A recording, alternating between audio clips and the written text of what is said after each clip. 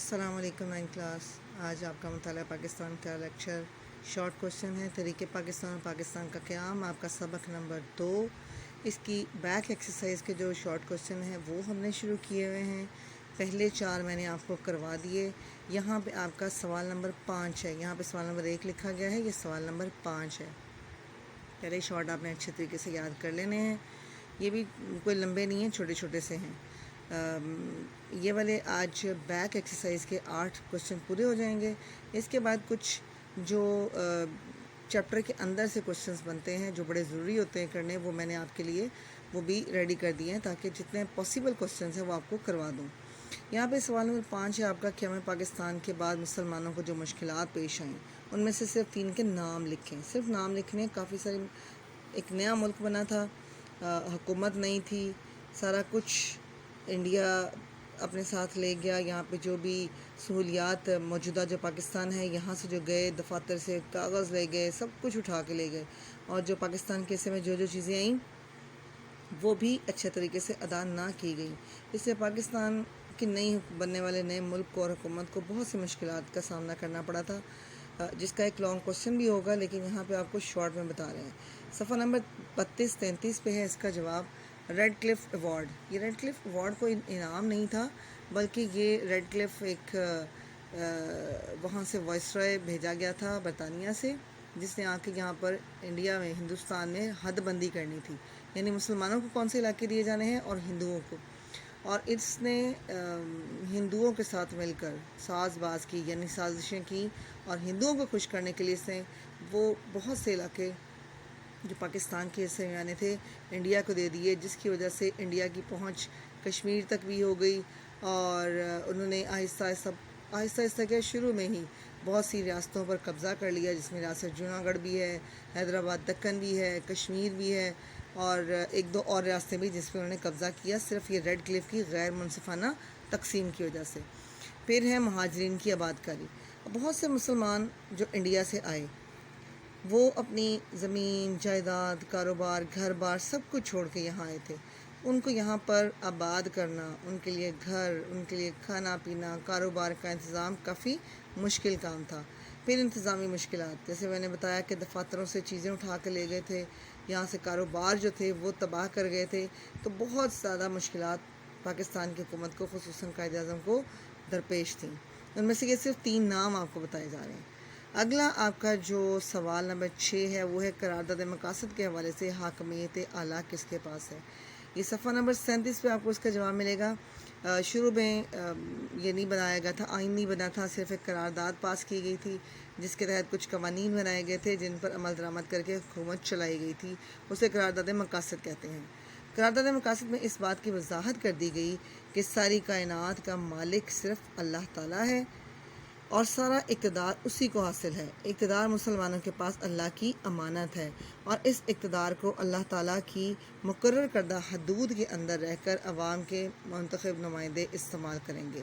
یعنی یہ بتا دیا کہ اللہ ہی سب اختیارات کا مالک ہے. یہ ملک جو ہے وہ اسلام کے نام پہ حاصل کیا گیا ہے، اور جو مسلمانوں کے نمائندے ہوں گے، اللہ کے نمائندے ہوں گے، وہ عوام کے نمائندے ہوں گے جو اللہ کے احکامات کے مطابق عمل کریں گے اور اللہ کی امانت سمجھ کر اس اقتدار کو استعمال کریں گے. اگلا سوال ہے آپ کا 1956 کے آئین کی 3 خصوصیات بیان کریں. یہ اس کا جواب آپ کو صفحہ نمبر 39-39 پہ ملے گا. یہ پہلا آئین تھا پاکستان کا جو بنایا گیا 1947 کے بعد. یہاں پر جو یہ آئین تھا یہ تحریری تھا. بہت سی چیزیں 1956 کے آئین کی، 1962 کے آئین کی اور 1973 کے آئین کی ملتی ہیں، لیکن 1956 کا آئین بھی کالعدم قرار دے دیا گیا تھا کچھ عرصے بعد ہی، اور 1962 کا آئین بھی. اب ہمارے ملک میں جو آئین چل رہا ہے وہ 1973 کا آئین ہے. اچھا، اس کی خصوصیات کیا تھیں؟ پاکستان کو اسلامی جمہوریہ قرار دیا گیا. وہ ابھی بھی ہم ہمارے ملک کا نام جانتے ہیں کہ اسلامی جمہوریہ پاکستان ہے. دوسرے اس کی اہم بات کیا تھی؟ ملک میں پارلیمانی نظام حکومت قائم کیا گیا، وہ ابھی بھی ہے. یعنی پارلیمنٹ 2 حصوں میں بنائی گئی، ایک قومی اسمبلی اور اپر ہاؤس کو ہم سینٹ کہتے ہیں. تیسرا پوائنٹ ہے اس کا کہ 1956 کے دستور کے مطابق، دستور کہتے ہیں آئین کو، اردو اور بنگالی دونوں زبانوں کو قومی زبانیں قرار دیا گیا. اب آپ کہہ رہے ہوں گے کہ یہاں پہ بنگالی زبان کہاں سے آ گئی؟ مشرقی پاکستان مغربی پاکستان اکٹھے تھے. جو موجودہ بنگلہ دیش ہے وہ پاکستان کا حصہ تھا, بہت بڑا صوبہ تھا پاکستان کا, اور اس لیے وہاں بولی جانے والی زبان کو بھی قومی زبان کا درجہ دیا گیا تھا. اس کا آخری آپ کا سوال ہے کہ بنیادی جمہوریتوں کے نظام 1959 کا تعارف لکھیں. 1959 یہ بنیادی جمہوریتیں بنائی تھیں.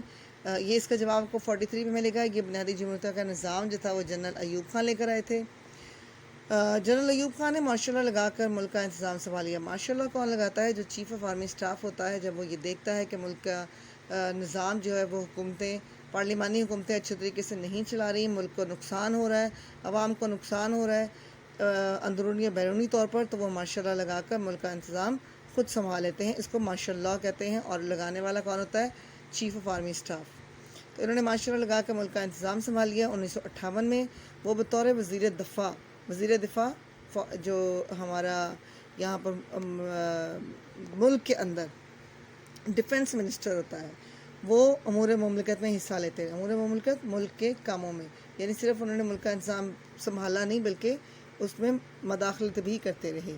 اس لیے وہ ملک کی سیاسی صورتحال سے آگاہ تھے. وہ جانتے تھے کہ ملک میں کیسے حالات چل رہے ہیں, کیونکہ وہ حکومت میں ایک وزیر کی حیثیت سے بھی موجود تھے. وہ بذات خود صدارتی نظام کے حامی تھے. یعنی ان کے خیال میں پارلیمانی نظام نہیں ہونا چاہیے بلکہ صدارتی نظام ہونا چاہیے, جس میں سارے کے سارے اختیارات صرف صدر کے پاس ہوتے ہیں. کوئی پارلیمنٹ نہیں ہوتی, کچھ نہیں ہوتا, جس میں صدر کو وسیع اختیارات حاصل تھے, یعنی بہت زیادہ اختیارات حاصل ہوتے ہیں. اسی احساس کے پیش نظر 1959 میں جنرل ایوب خان نے 4 سطحی بنیادی جمہوریت کا نظام لانے کا فیصلہ کیا. یعنی 4 حصے بنائے کہ پہلے حصے میں, پھر دوسرے میں, تیسرے میں, چوتھے میں, یوں حصے بنا دیے, سطحیں بنا دی کہ جس میں جمہوریت کا نظام میں نیا طریقے سے قائم کروں گا.